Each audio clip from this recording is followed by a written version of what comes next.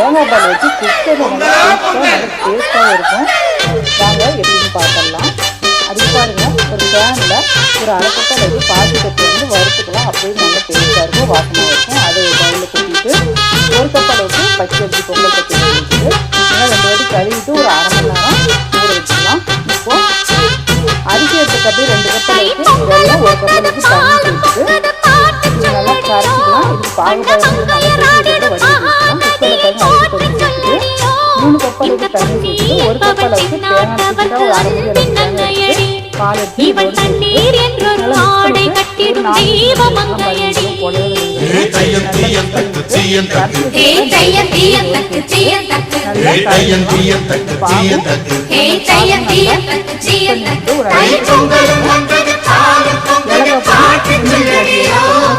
நல்லா